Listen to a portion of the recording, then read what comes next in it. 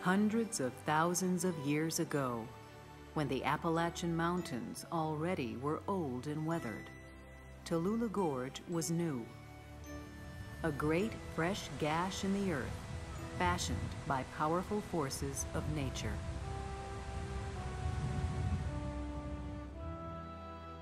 Today, Tallulah Gorge is a place marked by contrast. A place where boulders seem tossed about like pebbles. Where sheer rock walls plunge more than 600 feet to the river below.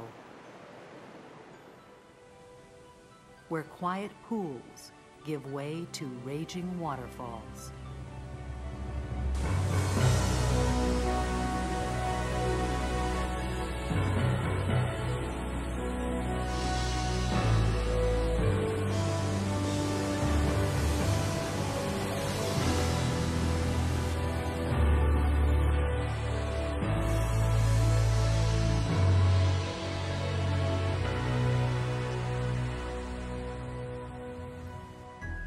From above, the size and scale of Tallulah Gorge are hard to comprehend. From end to end, the gorge stretches almost 2 miles. It is bordered at top and bottom by lakes and surrounded by mountains. At its widest point, the distance between its rims is nearly half a mile.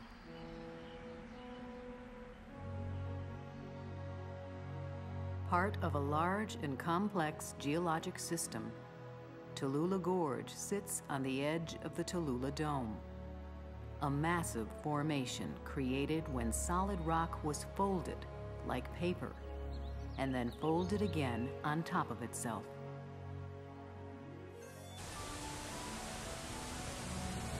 Then, the Tallulah River began the relentless work of carving away the rock, eroding the hard, resistant quartzite of the gorge to shape a canyon that is one of the largest in the eastern United States.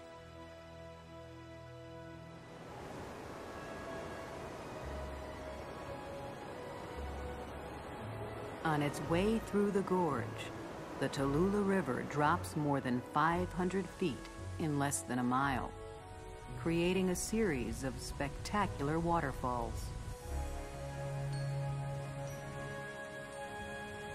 The first, near the head of the gorge, is Lador. Next is Tempesta. The tallest of Tallulah's falls is Hurricane.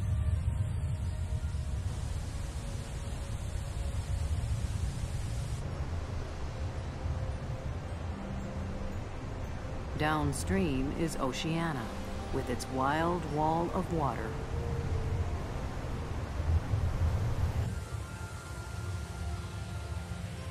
The last of the falls is Bridal Veil. Small by comparison, Bridal Veil tumbles over a gentle slope of rock.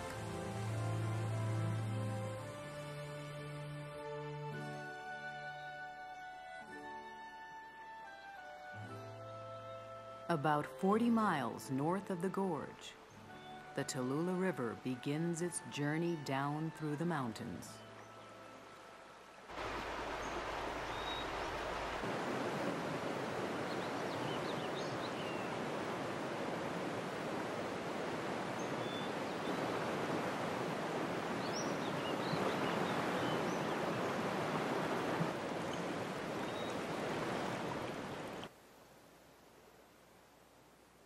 Just above the gorge, the river widens, and the water collects into Tallulah Lake, one of a string of lakes created by a series of dams along the Tallulah and Tugelo rivers. Built in the early 1900s by the Georgia Railway and Power Company, these lakes store water for 6 hydroelectric plants in North Georgia.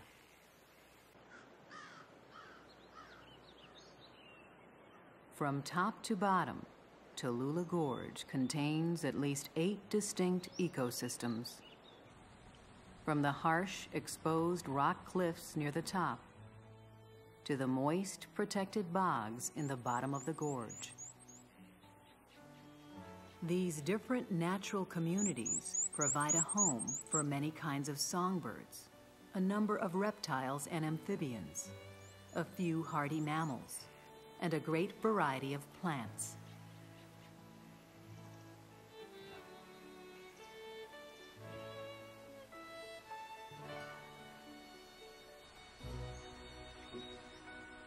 Several endangered species live in Tallulah Gorge. One of these is the persistent trillium, a plant so rare it is found nowhere else. Like other endangered species, the persistent trillium is a barometer, an indicator, a species whose fate is closely connected with our own, because how well it fares reflects the condition of our environment as a whole.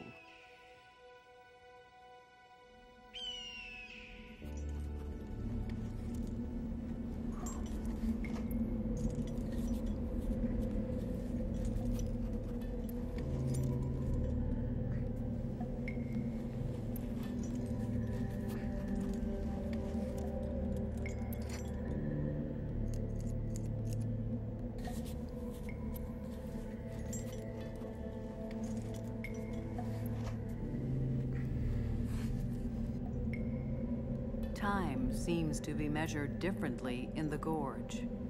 Change comes slowly here, and the arrival of people is a relatively recent occurrence. Ancestors of the Native Americans we know as Cherokees probably were the first to discover Tallulah Gorge. The earliest white men, most likely, were Indian traders, and soon after came settlers who found a wild and uncharted territory. But news of this great natural wonder swept across the land as surely and as steadily as the spread of people themselves.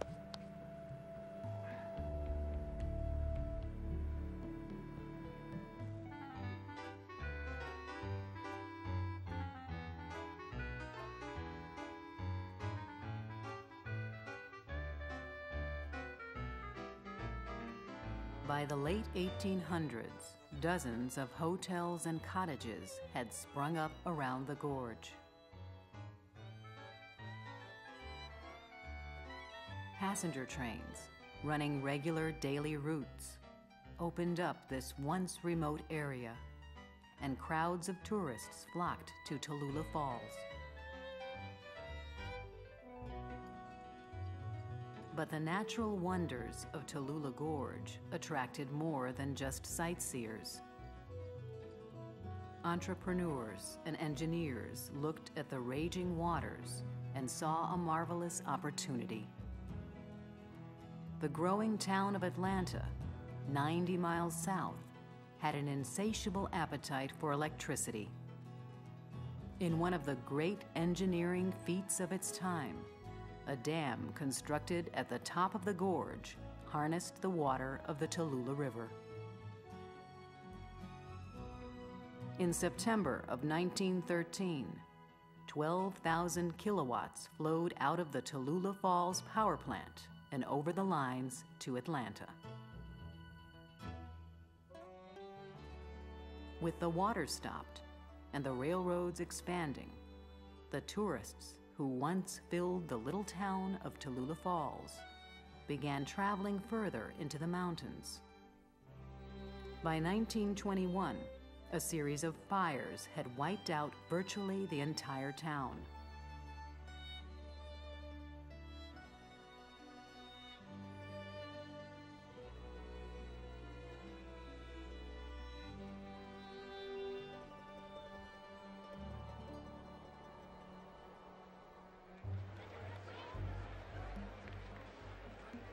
It wasn't until 1970 that the crowds came once again to Tallulah Gorge. In July of that year, thousands of curious onlookers gathered to watch Carl Wallenda walk from rim to rim on a wire stretched high above the gorge.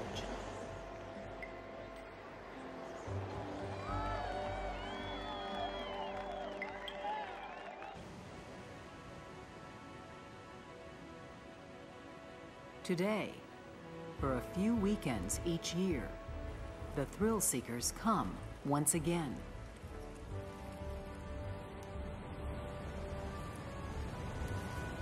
Like Wallenda, they come here to test their skills against the powers of nature.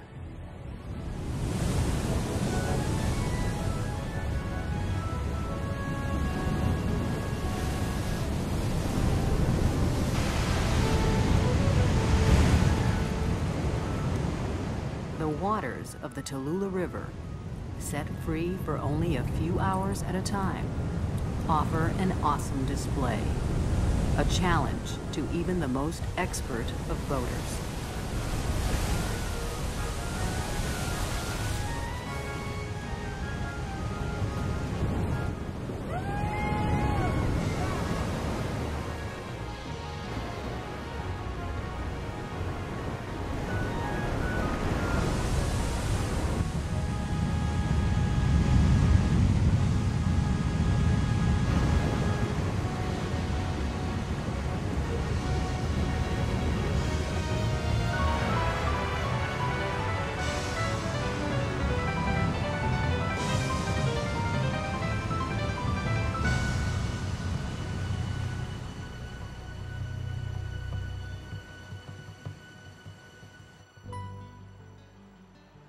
Most of the time, the river is quiet. Its mighty flow diverted to create electricity.